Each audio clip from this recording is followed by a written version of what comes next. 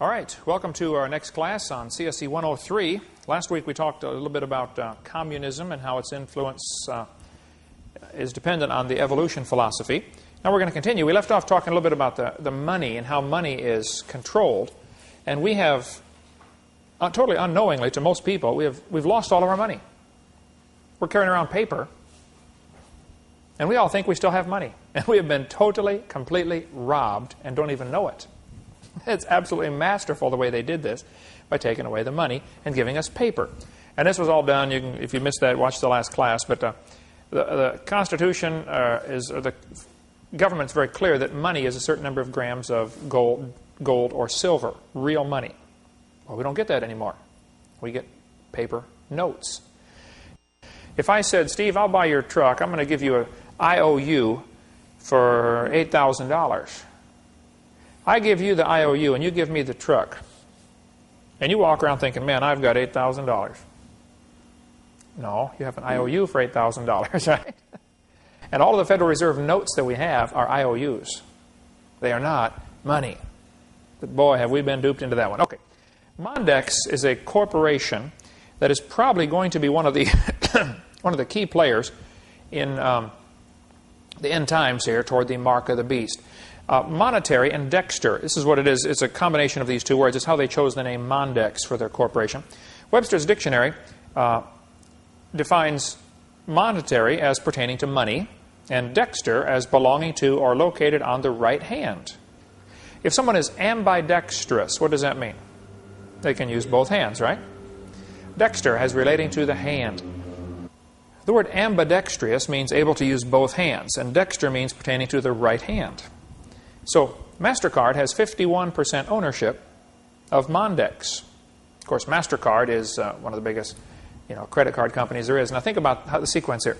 You go to the store, you buy something from the store, they scan it over the scanner. It's all done electronically.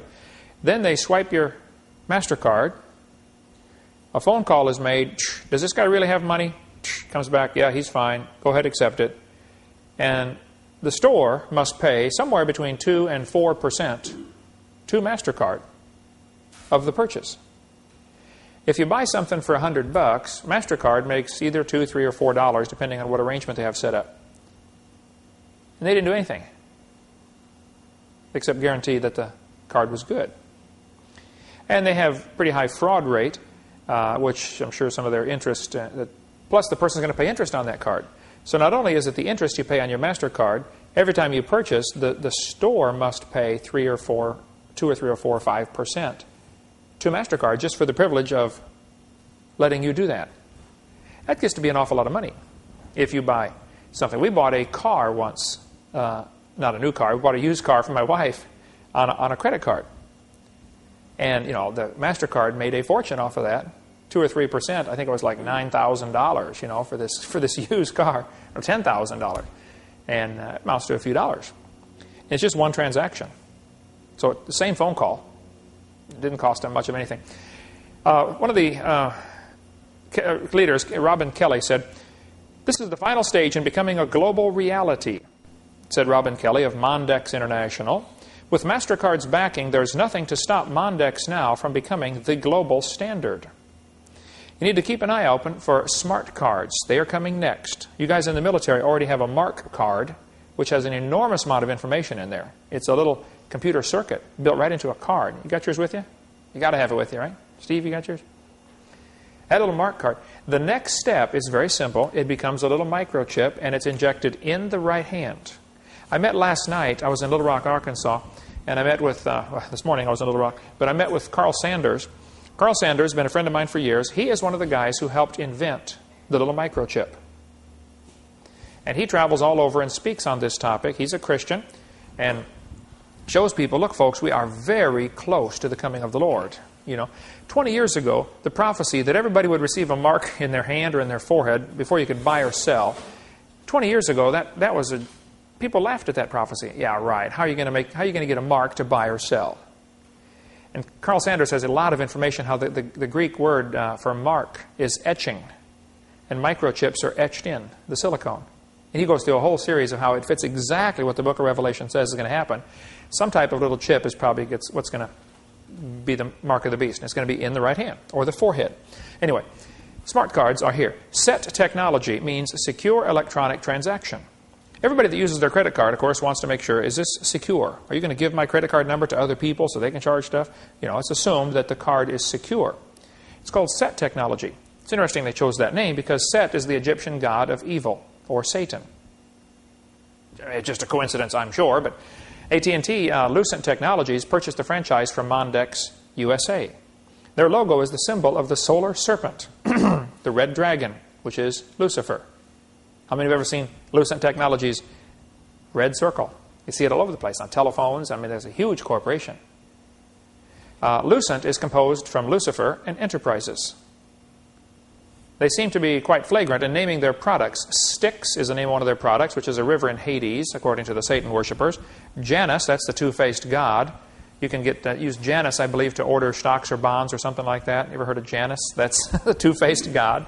Now, I'm not saying everybody involved in this is evil. Half the folks probably don't even know. But Satan does have plans for a one-world government. And you have to control the money. People will not be able to buy or sell without their authority. Right now, if you did not have any cash and you didn't have a checkbook and you went to the store to buy something, what would they do? They would not let you buy it, right? It's just going to be very simple. I don't think there's going to be a big thing where Christians get to stand up and say, I'm refusing to take this mark, here, chop my head off. It just won't be an opportunity like that. I think it'll just be a quiet, gradual choking of the system where if you don't have this mark, you just simply don't buy. No stores will take cash anymore. No stores will take credit cards. Anyway, this is the things I've been told about some of this, so you can read it for yourself and check it out if you'd like. There's email and website to get information. But Lucent Technologies is naming their products like Styx and Janus. Inferno, promoted with a quote from the Inferno. A story about Lucifer in the bowels of hell. This company deliberately chose to move their new offices into 666 Fifth Avenue in Manhattan. That's what I was told, and I saw the picture of the building, 666 on the building. Now, whether they moved since then or not, I don't know, but that was, somebody sent me a video about that. There's a lot of information going around. Okay, Karl Marx's next plank in the Communist Manifesto. We've been going through his 10 planks in the Communist Manifesto. Number 6 was government ownership of communication and transportation. Right now, the government owns just about every car in the United States. You probably think that you own a car, but you don't. When the car was manufactured, a certificate of, I think they call it a certificate of manufacture, was created. It was sent to when the car entered the state of Florida, the state of Florida kept the certificate of origination, is what it's called. They issue a certificate of title. You then, when you bought the car, they gave you a certificate of title. Now, if you buy a brand new car, only if you buy a new car, and only if you pay for it with silver or gold, then you can demand that you get the certificate of origination. Now you really own the car. You don't have to buy license plates. You don't have to, because really, buying a license plate is renting the car off of the state for a year. And in some states, the license plates are incredibly expensive. I mean, like in California, if you own a new car, they rate it by how much the car weighs and how many horsepower it is, and just your plates might be $400 a year, every year. So the government right now has control of transportation. This is one of the Communist Manifesto planks, and we have slowly allowed this to happen and not realize what we've done. Very few people even realize this has already been accomplished. The goal was to accomplish all these things with the least amount of waves, and so the fewest possible people understand what's happening. And it has worked. Government ownership of factories and agriculture. And there's been an enormous amount of work in that. There's stories told of, there are so many agricultural agents that are regulating these farmers. The farmers are under so many regulations. They have to get their agent to tell them, what can I plant this year? Is it okay if I plant corn this year? Please, please, I'd like to plant corn. No, there's too much corn on the market. Why don't you plant soybeans this year? They tell them what to do.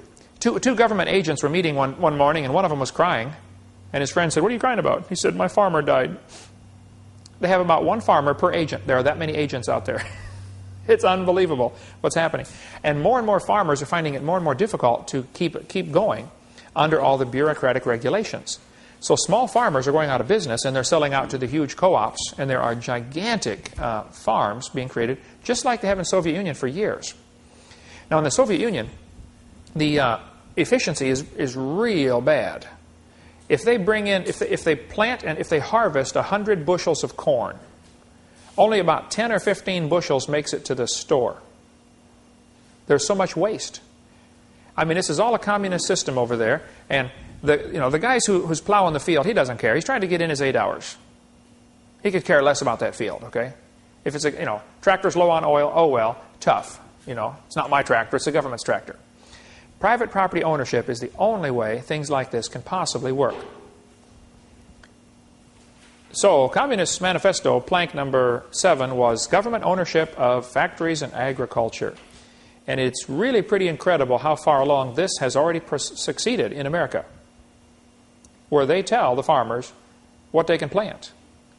They now have satellites up in Europe, or satellites all over the world, but they're spying on farmers to see if they have more cows than they're allowed to have, or more sheep than they're allowed to have. They can actually count them from the satellites. Oh, you're cheating. You've got more than you're supposed to have, or you're planting more stuff than you're supposed to have. We have just about lost this battle, folks. Number 8, his goal was government control of labor. The union movement began. Of course, there was a good cause for the unions, because the factories were cruel and ruthless, and child labor laws and all sorts of things. So there's a real tough call here of who's right and who's wrong. But in general, the union's mentality is, we're going to tell you what you have to pay us. And the Bible mentality, as I understand it, is, if I own this field and I say I'm going to pay you, $6 an hour to come pick my corn, and you don't like it, well, then go get a different job. Go plant your own cornfield. If you don't like it, go get your own cornfield. But see, the union's mentality is very different. When I was up at General Motors in the union, it was so frustrating to me because I was on an assembly line job. We built middle-sized trucks like they use for dump trucks and school buses and that size, the C60, C70 series at General Motors. The truck comes down the assembly line, and we would do our job to the truck, and sometimes the line would break down. There were people who would deliberately break the line down just because they wanted to go take a coffee break. Guys would take some of the cogs and wheels and gears and stuff, and they would toss in a bucket of a coffee can full of nuts and bolts to jam it up, knowing it would take maintenance 2 hours to fix it, just because they wanted to take a break and go get some coffee. After all, it's not their factory. They're getting paid by the hour regardless. So when the line would break down, I would, grab a broom and sweep the floor. The union steward came by and chewed me out royal and said, "Don't you ever sweep the floor around here." I said, "Why not? The line's broke. I'm sitting here doing nothing. I don't like to be idle. I want to do something." He said, "By you sweeping that floor, you're taking bread off of somebody else's table. They hire a sweeper to do that." My father-in-law, I was with him yesterday up in Arkansas. My son, Kenanda, was just with him this morning and left up there. He was general foreman at Caterpillar Tractor Company. And the stories he can tell would just curl your hair, the stuff they would have to do. They have to hire like 5 people. If they really need 3 people to do a job, they have to hire 5. Because absenteeism is so incredible. Because the union knows, the people know, hey, they can't fire me without real red tape going through. One of the guys that swept the floor at General Motors when I worked there up in Truck and Coach Building 6, his name was Red. We called him Red, big, tall, red-headed fella. He only worked 3 days a week. He would call in sick at least 2 days a week. I mean, for the whole 2 years I was there. I said, "Red, why do you work 3 days a week?" He said, "Well, I just can't quite make it on what they pay me for 2. That's his thinking. Well, okay. You can't help a fellow like that, Okay. But government has got an enormous amount of control over the labor market. Number 9, corporate farms, regional planning. And each of these can be developed. We've got a lot more stuff we want to talk about here, but each of these can be talked about in great detail. And there are people who make the communist advance in America their whole ministry. Folks, we have just about lost the war to communism. And if you think communism is dead, you are really deceived. Then you really have lost out on reality. Number 10, free education. This was one of Karl Marx's planks in his Communist Manifesto. Free education for all children in public schools. And watch this carefully. Combination of education with industrial production. Karl Marx said the purpose of education is to make people good workers, good state citizens, so they can be productive for the state. How many have ever heard of outcome-based education? School to work. Goals 2000. There are numerous communist-type programs here in America already in place, already working.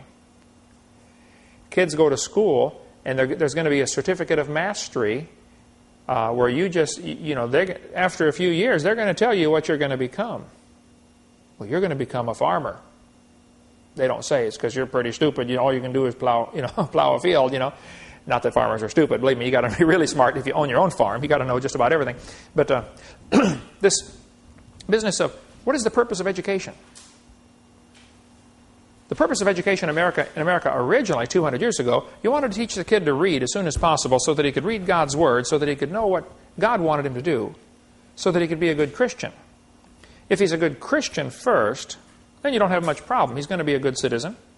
And the goal was, though, to raise good Christians, a godly people. And if a constitutional republic like America started off with, and both theoretically still have, is dependent on the people being self-controlled. The reason you have diapers on a kid is because he does not have any internal controls yet. You have to have external controls. And as a person grows, hopefully they would develop internal controls where they don't need the external control. A population that has internal control, that wants God to tell them what to do. Can you imagine if everybody in the world, let's take everybody in Florida. If everybody in Florida wanted to do what God said, they wanted to do right. God says, whatsoever your hand findeth to do, do it with your might. Go to the ant, thou sluggard, consider her ways and be wise, which having no guide, overseer, or ruler, gathereth her meat in the summer. Nobody tells the ant what to do. Who's the foreman on the job for the ants? They don't have any. But watch them. There's thousands and thousands of them all working. I sat down, next to an ant pile one time with a notepad and just made notes for an hour as I watched things that I noticed about these ants. They're always time stepping on each other. And nobody griped. I mean, if people could only learn to do that, I saw one ant carrying a piece of a bug. He's a little tiny ant dragging this huge old piece of bug. He's pulling like crazy. 5 or 6 more were wandering by without anybody saying a word. All of a sudden, they grabbed on and started pulling with him. Nobody's telling them to do this. Suppose everybody in Florida was a godly person, wanted to do right, did not want to steal. They were honest, and they worked hard. The Protestant work ethic, it's often called. Can you imagine what it would be like living in Florida? You wouldn't need all the rules and regulations, would you? You only need laws. You only need external controls if the people don't have internal control. So one of the goals of communism is to make people wicked, which justifies more external control. Whereas if people are godly, you don't need as much external control. And God, in His wisdom, will generally give a country what they deserve. And I'm afraid America has become so wicked, we're going to get what we deserve, which is probably a totalitarian government. The Bible says, for the transgression of the land, many are the princes thereof. The reason a lot of countries have a lot of bureaucracy is because they're wicked. Basically, they need all these folks telling them what to do. Adolf Hitler said, let me control the textbooks and I will control the state. United Nations sponsored the World Declaration on Education for All in 1990. They called for the nations of the world to adopt a common education system, complete with implementation timetables and recommended curriculum. A world curriculum. Interesting.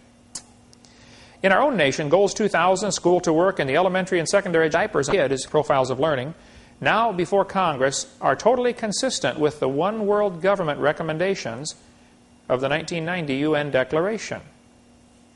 That's what Alan Quist said, Minnesota House Representatives.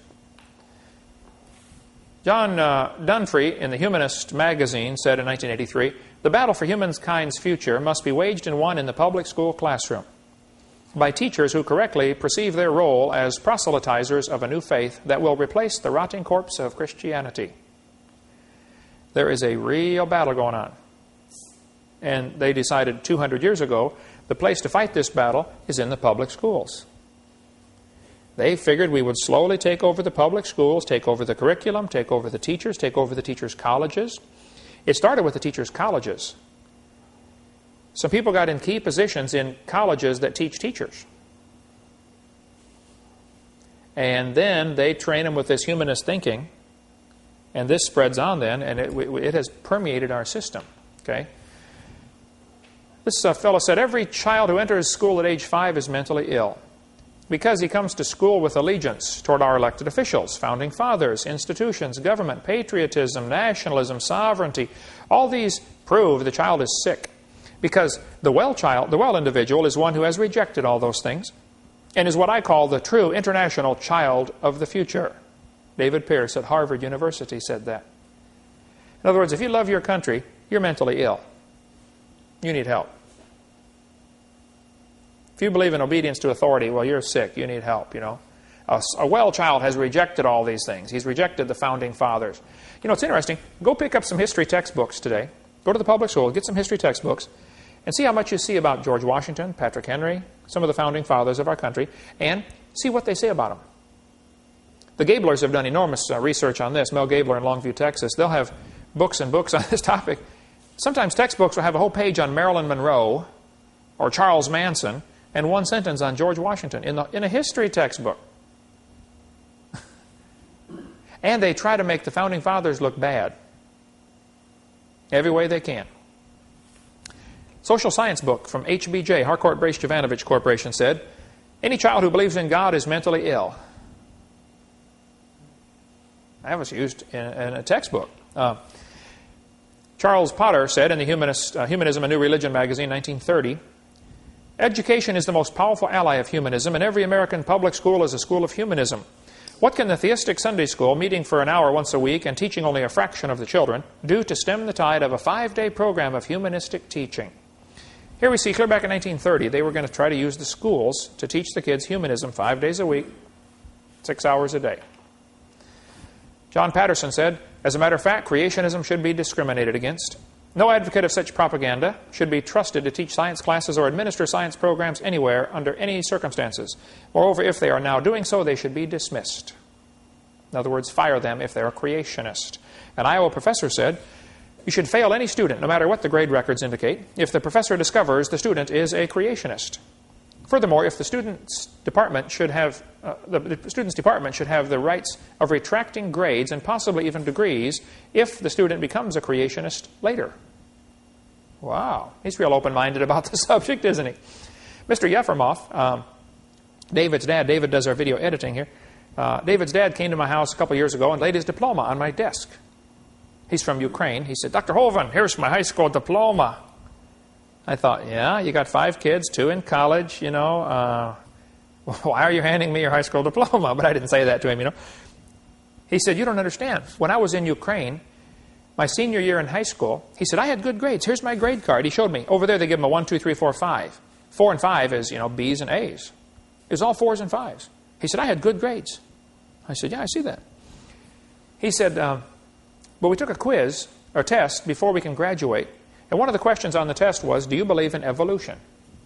I said, no. They refused to let me graduate. I spoke last week in 4 different churches in Denver, 4 different Russian churches in Denver, Colorado. And I asked the folks, is it true? And most of them are, you know, first-generation immigrants straight from Ukraine or Russia. They've been here 8 or 10 years, most of them. I said, is it true that in Russia or Soviet Union they would not let you graduate from high school if you didn't believe in evolution? They said, oh yeah, that was common. A bunch of them raised their hand. I couldn't believe it.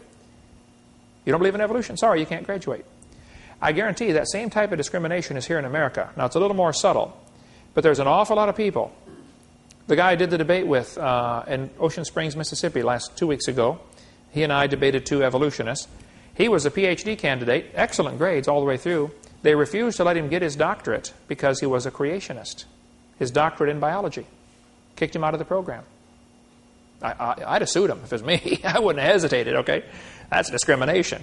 But it happens. And we've got, when we get to question and answer session, video number 7 of my series, we'll show you some of the people that I have met who have been discriminated against, or people who I've talked to or heard about, who just because they were creationists lost their jobs, lost their educational opportunities, lost government grant money. It's incredible. The communists learned years ago that they can get a few rich folks like Rockefeller particularly, and some others, to use their grant money as a means to advance the cause of communism. See, they will, it's manipulative. They will say, oh, we're going to do a study on such and such, and here we will grant you $2,000 or $20,000 or $100,000 to study this. as long as it goes along with the evolution thinking. What do you think NASA is doing? How much of the NASA budget goes to try to prove life on other planets? Or how much of government funding goes to prove evolution? What if you suggested that we maybe have a grant to try to prove creation? Or to try to prove the biblical account of the flood?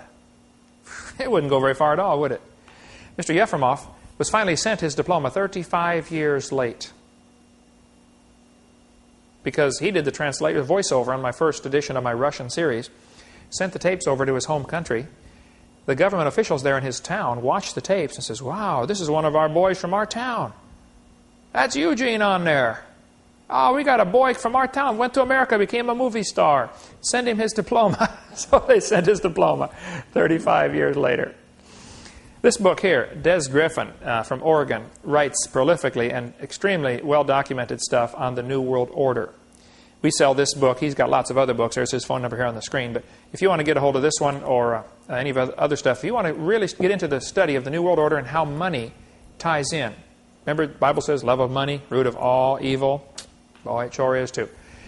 I've decided, like many others, I love my country, but I fear my government. And I think that's the attitude we need to keep. Okay, the communists also have rules for revolution. Now, my understanding is that this document of the 8 rules for revolution was discovered accidentally in 1919. I don't remember the whole story on this, but a fellow was shot and killed, and a communist was, and on his in his pocket was this document, which turns out, I understand, has been verified from several sources, that this is the communist rules for revolution. Now, if you have information on that or find information, please send it to me, because I'll put it at the bottom of the screen, you know, where this was from. But I believe it was 1919, someplace in Germany, where a communist spy or soldier or somebody was shot and killed, and this document was discovered. Regardless of its authenticity, the concept is certainly correct. Here's what they plan to do. Number 1, corrupt the young. Take a look around America, see how things are going. Number 2, break down old moral virtues. Things are now shown on TV that you would have stormed the Capitol 20 years ago. I mean, if somebody, Elvis Presley was not allowed on quite a few TV shows because he shook his hips. I mean, that was just taboo. That was just 40 years ago. We've come a long way, and it's been downhill. All right? Number 3, communist rules revolution encourage civil disorders and a soft government attitude toward crime. Boy, we got that. Now they've got this 3 strikes and you're out. Well, how about 1 strike and you're out? See, the problem with our... I don't see, according to Scripture, where we shouldn't even have jails and prisons. We shouldn't even have them. How many people... What does it cost to lock a guy up for a year? You know, it's about $60,000, I think, average, somewhere in there, for each prisoner. The system in the Bible is very simple. If somebody steals something, he pays back 4 times as much. Well, that ought to be a deterrent. Right? And for certain crimes, you're executed. That ought to be a deterrent. Certainly to him, anyway. And that system, the beauty of it is its simplicity. It just flat works. Now, some have argued, well, look at what if somebody gets executed for a crime, you know, capital punishment, and it turns out later they're innocent. That certainly has happened. The Bible had a very clear system. Nobody gets executed unless there's 2 witnesses. At the mouth of 2 or 3 witnesses. So, if a murder is committed and there aren't 2 or 3 witnesses, you might prove the guy guilty of murder, and there might be some things you can do there, but he can't be executed without witnesses. So that way, that's a fail-safe method, I think. And Ray Comfort in California, my crazy friend, Ray Comfort, has a great message on that. You can get a hold of raycomfort.com and get some of his. He's got tremendous messages on. You never met him, have you, Eric? You need to go out there and meet him. Next time you're in Southern California, you've got to meet Ray Comfort. The guy's... He's crazy. Anyway, number 4, divide the people into hostile groups. Get them to argue about subjects like race or religion, you know. Break them up so they're arguing with each other. This makes them ineffective as a team, you know, and easier to take over for communism. Number 5, get the people's minds off their government. Focus their attention on athletics or sex. You know, in 1896, the first Olympics, only 311 athletes participated. How many channels right now? Let's say you're flipping through the channels and there are, 40 channels on a cable program. How many of those channels are devoted to athletics or sports of some kind? 4, 5, 6 whole channels just for sports? We've gone nuts on sports. Now, there's nothing wrong with sports necessarily, but the sports is a distraction. It's a tool to keep us distracted where we don't think about what's happening in our government. And it's working very well. Here's an advertisement for a 50-inch TV. It said, "Football is a religion. Build a nice church." And this is the attitude some folks have. Okay, number 6. Get control of all the media, like CNN, the Communist News Network, with Ted Turner and Hanoi Jane. And praise God, I understand she's been saved. That's great, okay? Thrilled for that. Ted needs it. Ted needs it also.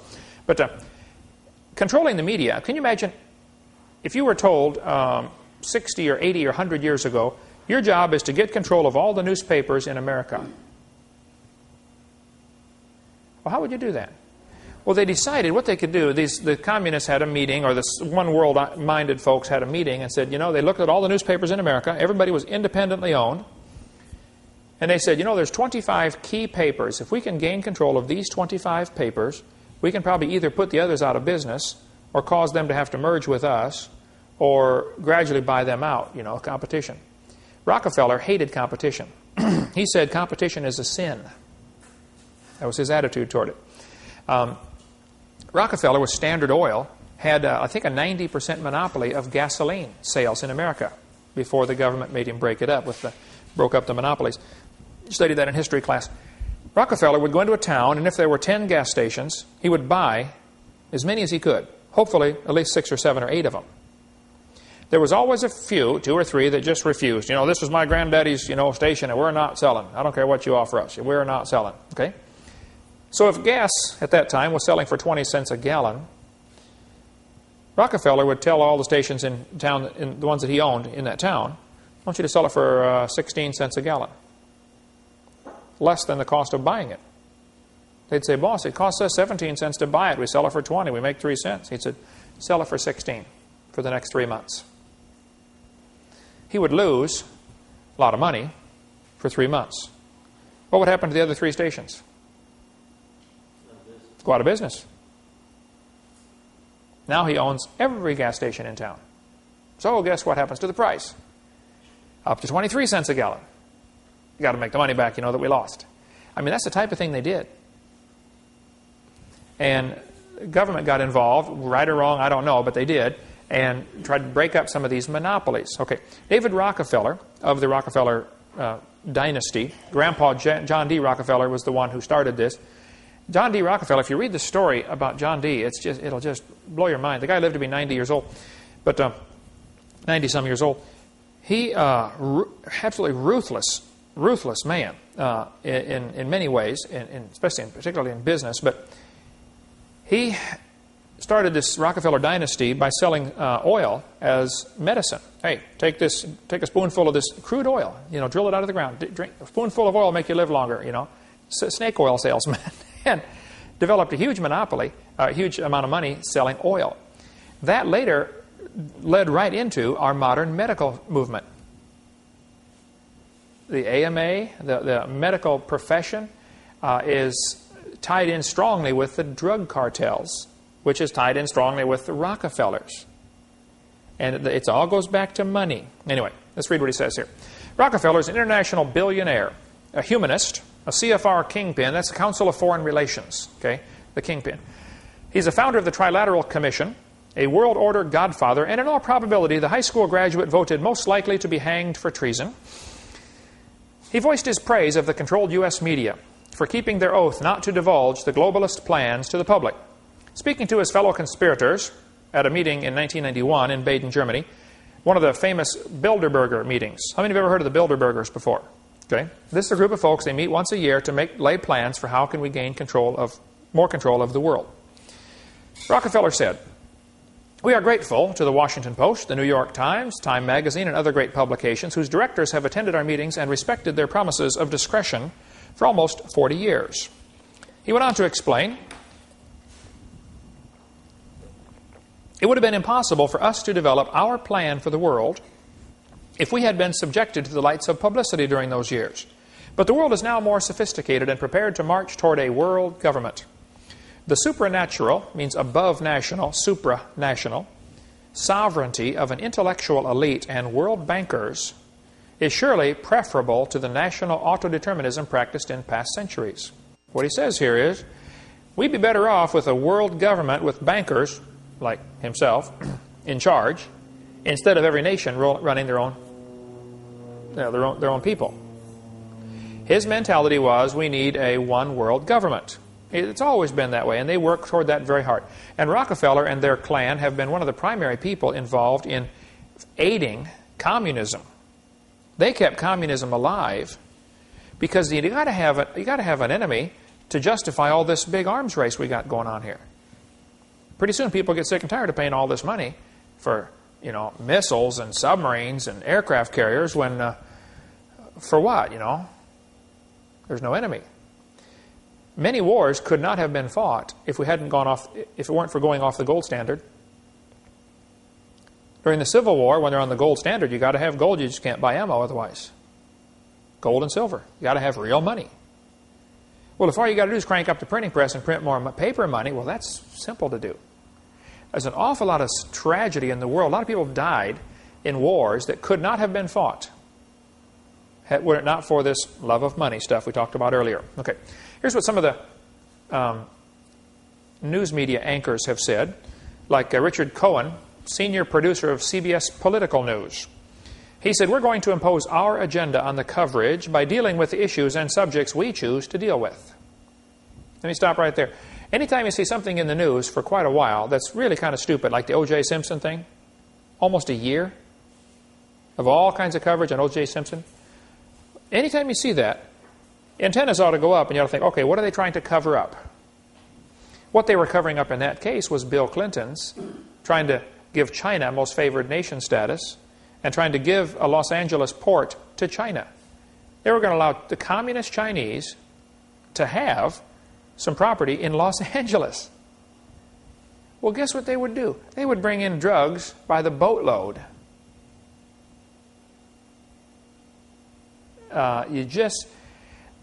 So many folks that have whole ministries dealing with what's happening, United Nations, and Chuck Baldwin does a great job on that. You heard me on his program the other day. He said, he can give you lots more information on this. Okay, here's President of CBS News, Richard Salant, former president. He said, our job is to give people not what they want, but what we decide they ought to have. Manage the news for them, just like in the Soviet Union. The New York Times is deliberately pitched to the liberal, that's socialist, point of view. New York Times, certainly a liberal paper. News reporters are certainly liberal and left of center, Walter Cronkite said. He should know, he's one of them.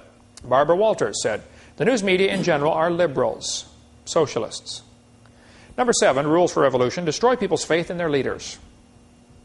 Wasn't hard to do here for the last 10 years, was it? Joseph Stalin this is attributed to him. I can't prove that he said this, but many people say that's right. Okay? He said, those who cast the votes decide nothing. Those who count the votes decide everything. A man spoke here in Pensacola at the Shoney's Inn, out Highway 10, Interstate 10, and by Shoney's restaurant. He spoke several years ago on voter fraud. I went out to hear him speak. He said that they had gone, during the primary, when Pat Buchanan was running to be presidential candidate, they suspected voter fraud because every place the votes were hand-counted, Buchanan won. If the computer counted them, Bob Dole won. So he said that they went to some place where they have these voting machines. After the primary's over, Bob Dole won, and then lost the presidential race. They went to this place and they got 10 ballots and marked them all. Pat Buchanan, Pat Buchanan, Pat Buchanan. Fed them into the machine. 6 of them registered for Bob Dole.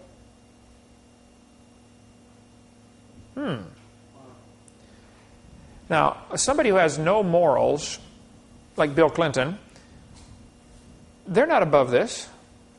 Figure out some way to get into the voting system and control it.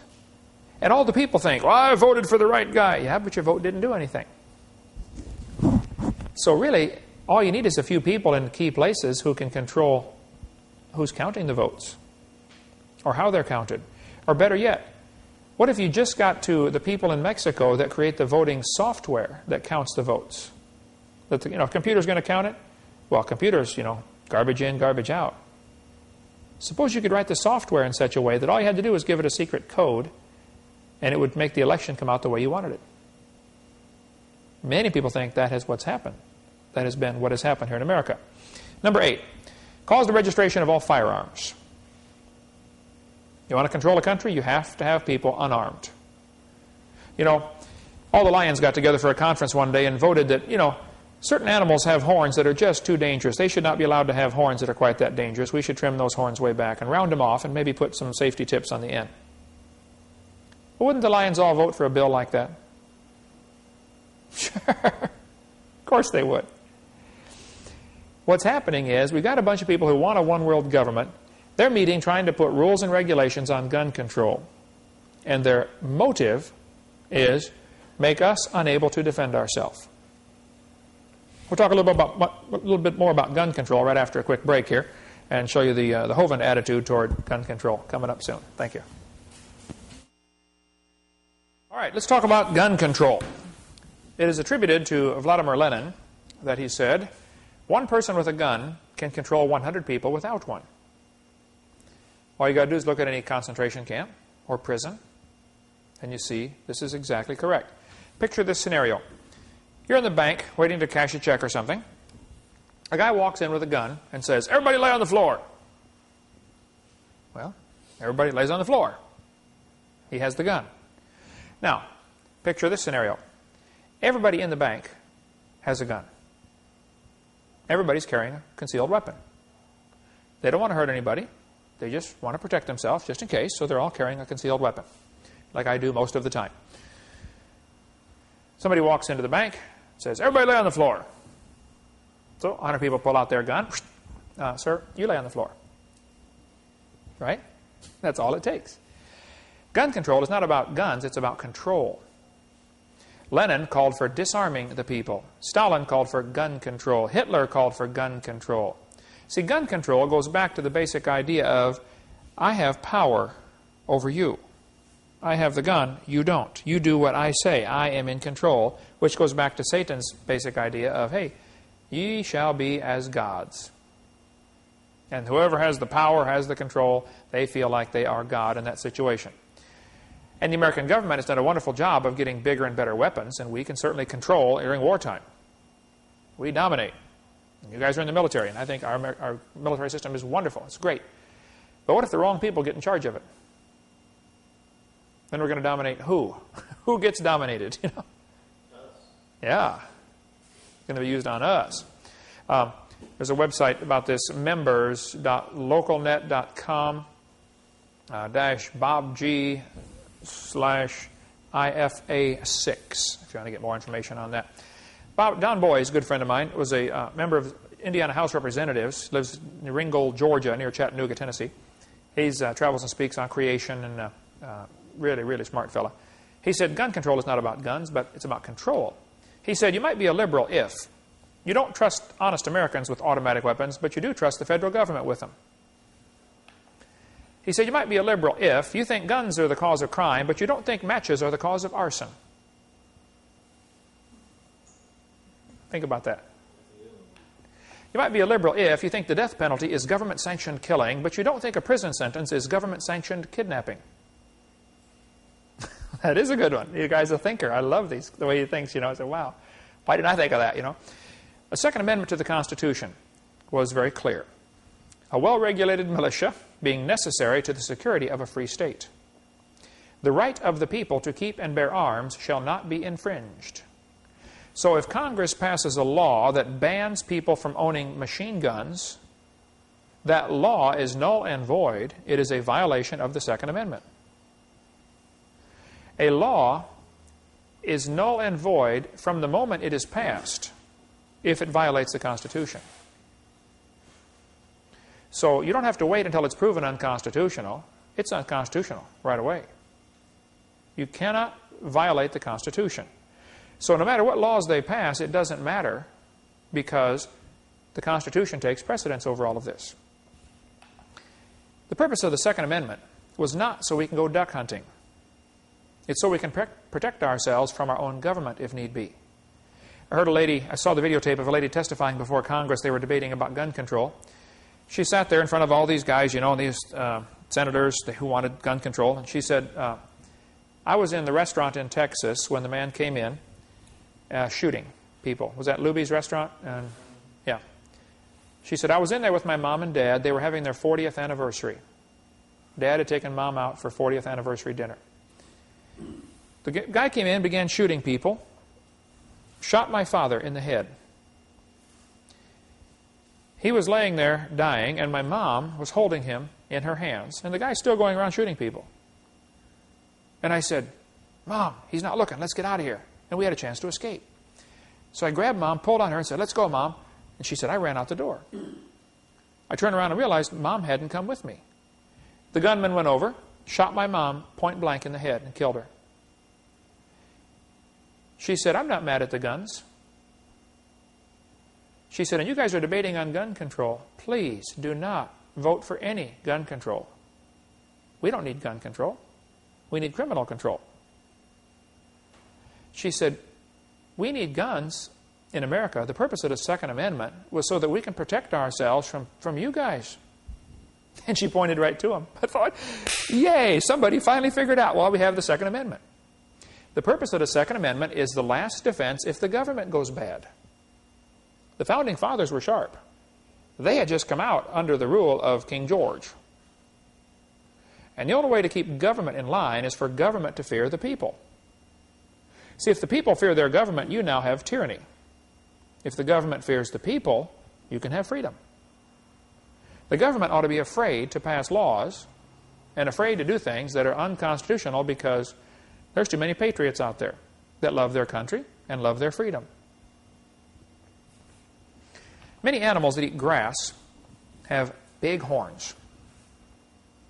What do you need horns for when you're eating grass?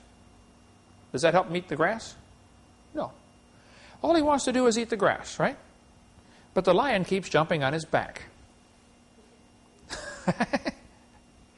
He doesn't have the horns to help him eat the grass. He has the horns to keep the lion off his back so that he can just eat the grass. We've always had guns around our house, lots of them, and they're always loaded. I didn't tell my kids, pretend like it's loaded. It was loaded. It is. An unloaded gun is just a club. And when I pick it up, if I got to shoot it, I want to be ready to shoot it. I don't want to say, hold on, sir, I got to find my bullets. Like Barney, where's my bullet? Man, they're in it. They're ready to fire. Pick it up, flip the safety off, and hit the trigger. And go, And there's guns everywhere. And my kids have grown up with that, and they started shooting when they were 3 years old. I wanted them to be good shots. They knew real well, don't touch that gun or Daddy's going to spank you, and you won't forget that one for a long time. I tell you when you can touch the gun, okay?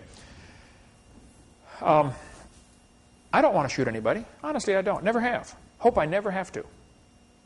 I have guns because there are some people that want to come, hurt my family. I just want to protect my family, that's all. I'm like the bull. I don't want to hurt anybody. I just want to eat the grass. But if you jump on my back, you're going to get it. Period. I think that's the right and godly attitude. As I understand Scripture, there are two kinds of wars, basically. There are wars of aggression, where you're trying to take over somebody else's property. That's wrong. Then there are wars where you just have to defend yourself because somebody else is having a war of aggression against you. Now, if you are the aggressor trying to take somebody else's land, you're wrong. Okay? They ought to shoot you. They have a right to shoot you. It's called self-defense. But if somebody's coming to take away my property or harm my wife or my children, I have a right to defend myself. That's a universal common sense law, the right to self-defense. And that's what guns are about. And gun control is going to be slow, gradual choking down where you no longer have the ability to defend yourself. The Lions held a conference to outlaw horns on animals. They said it was dangerous to allow these untrained animals to have such dangerous weapons. They cited examples where some animals had been accidentally harmed by horns. We need outlaw horns on the animals. Well, why would the Lions hold a conference like that, do you think? Obviously, they have an ulterior motive, don't they? Remember when the kids got shot in Colorado? Right away, the liberal media jumped on the gun control issue, didn't they? Those kids broke 18 gun laws breaking into that school, or going into that school, shooting everybody. They violated 18 gun laws. Do you think 2 more gun laws would have helped? How about 10 more? Maybe 20 more? They don't care. Criminals don't care about the laws you pass. The purpose of those laws is only to get the honest citizens to become criminals by breaking those laws. Liberal media jumped on gun control. You know, maybe the real issue is, should we have public schools? Should we teach the kids evolution? That's what caused that gun control thing, or caused the Columbine shooting. Those 2 kids were strong believers in evolution. They did the shooting on Adolf Hitler's birthday. We'll get into more on Hitler in a little bit. They shot Isaiah Shoals just because he was black. They shot Cassie just because she believed in God. Eric's T-shirt said, "Natural selection." They spoke German to each other in the hallway. Nothing wrong with German. Ich spreche ein klein bisschen Deutsch. But this was a evolution. Evolution was the foundation philosophy behind what happened at Columbine High School. I'm convinced of that. See, blaming guns for Columbine is like blaming spoons for Rosie O'Donnell being fat. It is not the spoon's fault.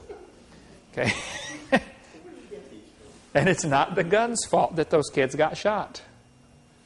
It's the person's fault. Okay? I love that. Somebody sent me that picture of the back of a van. Some guy driving around with that on there. That's so good. I thought, why didn't I think of that? You know?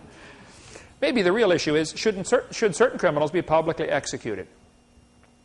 If executions were swift and public. In the Bible, it's a pretty neat system. The offended person gets to be involved. You throw the first stone. I mean, if somebody murdered your wife or husband or kids, there's a normal, natural anger that gets inside of people. That's normal. I'm angry. Look what they did to me. And the proper godly response, the release of that, God knows, He made people. He knows what we're built like. He did the whole thing, okay? It gives a relief, a release of this tension when you can see that person who did that harm to your family executed.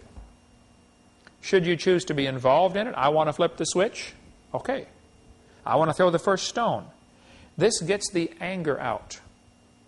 Maybe you saw the movie Forrest Gump, you know, where the lady at the end of the movie, she's throwing rocks at that house, you know, that her dad molested her in. And old Forrest said, sometimes there just aren't enough rocks, you know. There's just something in people that they just want to get closure. And this causes closure. How many people right now tonight, they were harmed, or someone in their family was harmed, the person who harmed them is sitting in jail. That person tonight is a nervous wreck, thinking that person in jail might escape. Right? How many women have been raped? The guy who raped them is in prison, scheduled for release today. I sat yesterday and had dinner with 3 Arkansas representatives, and they were talking about, you know, this... They're talking about, one of the guys introduced a law to make rape a capital offense where you get executed. Execute people for rape. And one of the other congressmen says, well, that didn't take away their life. He said, yeah, it did. That did take away their life. Think about it. Yes, it does. Okay, maybe we should think about, should all law-abiding citizens be required to carry guns to protect themselves? Suppose every teacher in Columbine High School was required to be armed, and the kids all knew it. Do you think they would have gone down the hall shooting everybody? No. One of the auto parts places, it wasn't AutoZone, but DAPS or one of those, I forget, national chains, decided that they're going to have signs put on all their doors, no guns allowed. No guns allowed on these premises. What does that sign say to a criminal? That says, rob me. Doesn't it? Duh. You don't need to be a genius to figure it out. And so the National Rifle Association, NRA, or else the Gun Owners of America, which is even a more conservative, properly thought out organization than National NRA, Gun Owners of America, GOA. I'm not a member of either group. I love what they do. I'm just not a member of any groups except my church. That's all I got time for. But they wrote to them and said, we're going to tell all of our people not to buy at your store. Gun owners are people, they aren't the ones committing the crimes. They're the ones wanting to defend themselves. They just want to eat the grass. They just have the horns just in case, That's all. Hitler is reported to have said, now I've taken some criticism over this quote because some people say, I searched Hitler's writings and couldn't find this. I cannot prove that he said this, okay? I've tried desperately to find the evidence of this. I've had some people tell me, oh yes, it's absolutely true. Hitler said that. Other people said, well, it hasn't been proven yet. Whether the quote is legitimate or not, I don't know. The philosophy certainly is, okay? It is reported that Hitler said in 1935, this year will go down in history. For the first time, a civilized nation had full gun registration. Our streets will be safer, our police more efficient, boy were they, and the world will follow our lead into the future. 1935. Janet Reno said, gun registration is not enough. She said, waiting periods are only a step. Registration is only a step. The prohibition of private firearms is the goal. Howard Metzenbaum, former senator from Ohio, said, what good does it do to ban some guns? All guns should be banned. Wait till Howard gets robbed a few times. He'll change his tune, right? Okay. Sarah Brady, you've heard of the Brady Bill? Sarah Brady said, our task of creating a totally socialist America can only succeed when those who would resist have been totally disarmed. You have to disarm your enemy. What's the first thing you do in war? You conquer somebody, you beat them, everybody surrenders. Take away their guns. Desert Storm. Thousands of Iraqis surrendered. Did they let them keep their weapons? No. You got a couple of Marines with machine guns can guard a couple of thousand Iraqis that are unarmed. Right? Bill Clinton, former President of the United States of America, people say, oh, why did you misspell it on there? Oh, no, it's not misspelled. He's a communist through and through, okay? Clinton's philosophy is certainly communistic. Hillary's worse. Clinton said, and we should, then every community in the country could start doing major weapons sweeps and then destroying the weapons, not selling them. The idea is to destroy the weapons. Australia had gun control. In the first 12 months after Australian gun owners surrendered their guns, this was a couple years ago, they surrendered 640,000 personal firearms. They were destroyed. Cost the government $500 million to destroy the guns in Australia. Homicides nationwide went up 3.2% after gun control. Assaults are up 8%. Armed robberies are up 44%. Well, I thought they took away the guns. How can you have armed robberies? Well, duh. You think the criminals are going to surrender their guns? Are you dumb in any other area? In the state of Victoria, homicides with firearms went up 300%. Figures over the previous 25 years show a steady decrease in armed robbery with firearms. There's been a dramatic increase in break-ins and assaults of the elderly since they banned the guns. What's the average criminal thinking? Let's see, nobody has guns anymore. Everybody's an easy target, right? In 1911, Turkey established gun control. For the next 6 years, 1.5 million Armenians, unable to defend themselves, were rounded up and exterminated, killed. 1929, Soviet Union established gun control. Over the next 30 years, 20 million dissidents, unable to defend themselves, were rounded up and exterminated. 20 million people. Do you know how many that is?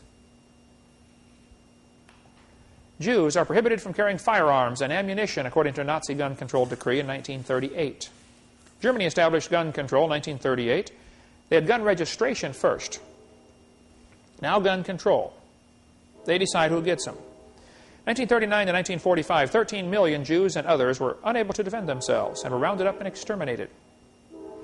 Brian works in our ministry. He can give you lots of details on what happened here, but when the Warsaw Ghetto decided, they're killing us, let's go fight them. They only had like 5 guns. Most of the Jews had never touched a gun, had no idea how to use one. Only a few people even knew how to use them.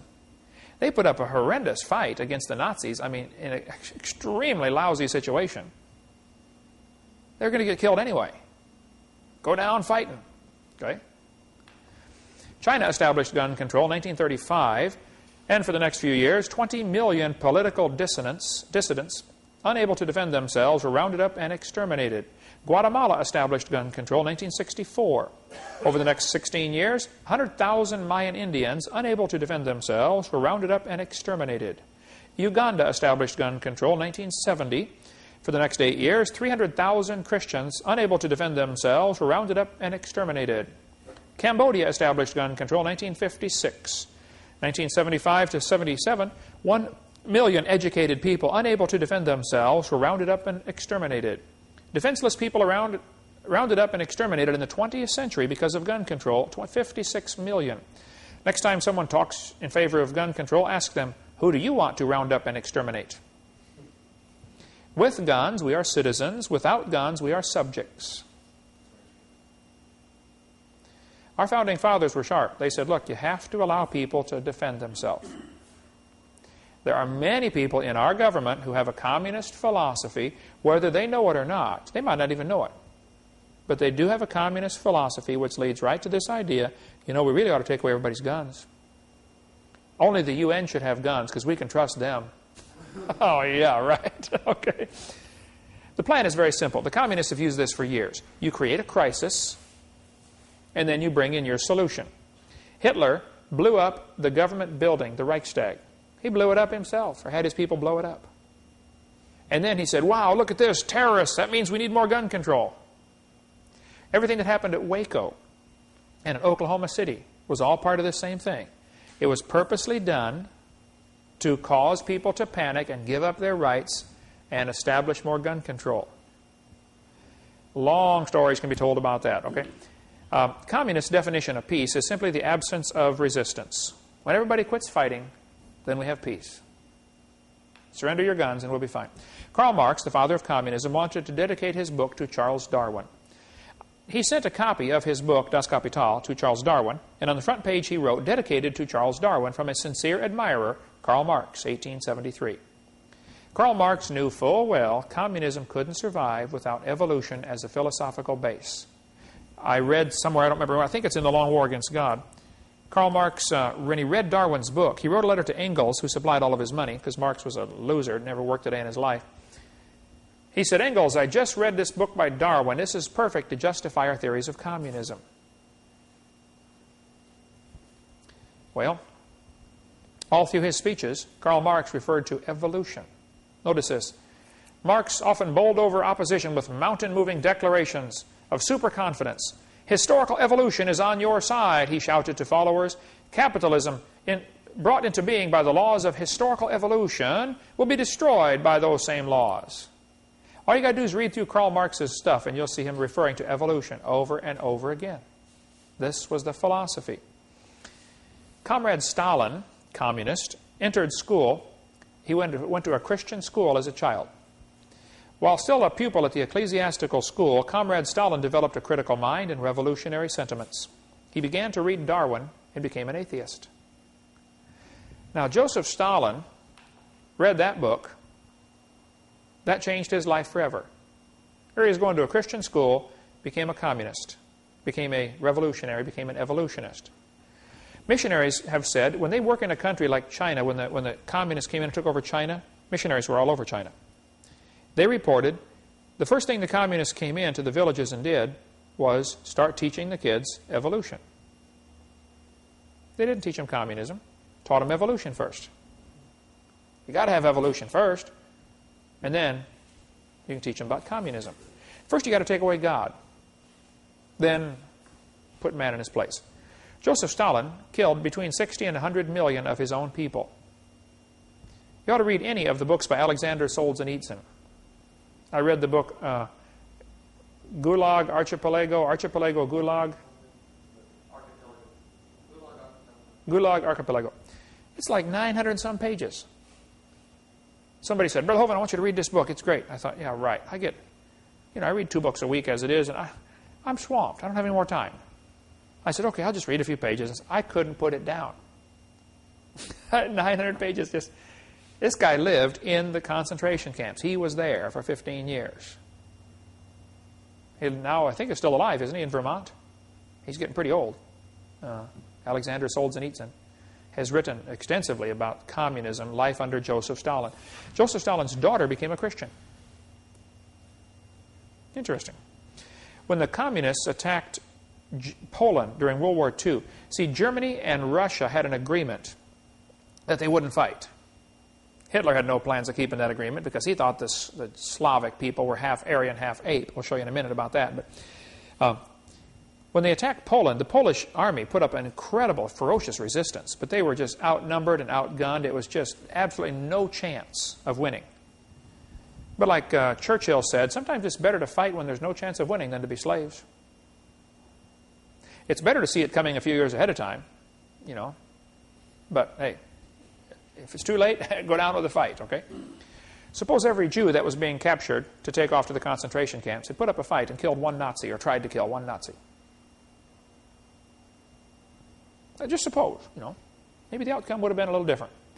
They ended up slaughtering these Polish people, and they captured thousands and thousands of prisoners.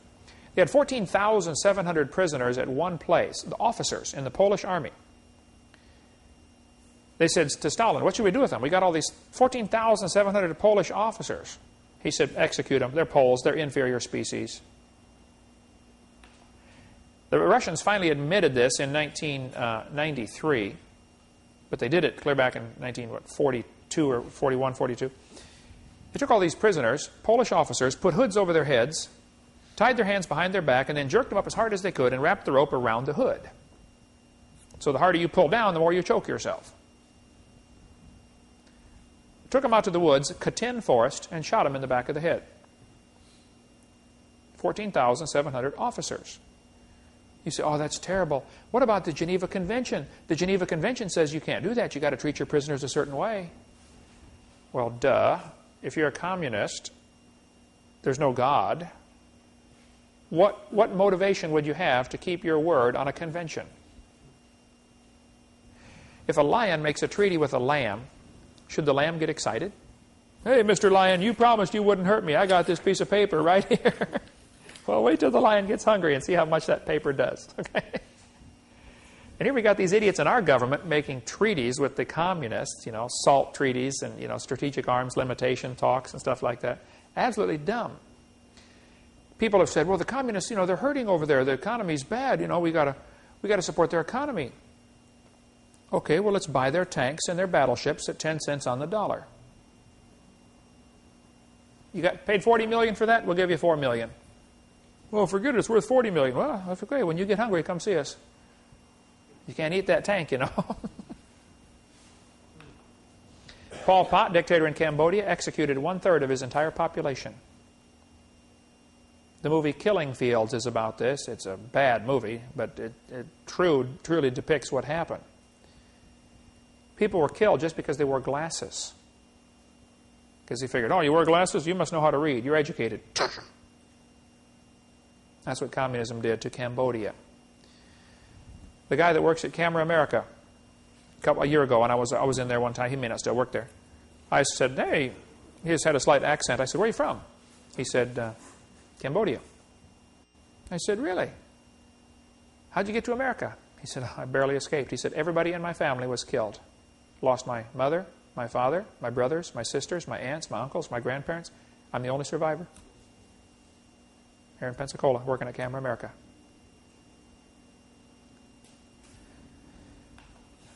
In 1975 to 1979, the Khmer Rouge in Cambodia, Pol Pot was the leader, they began executing people.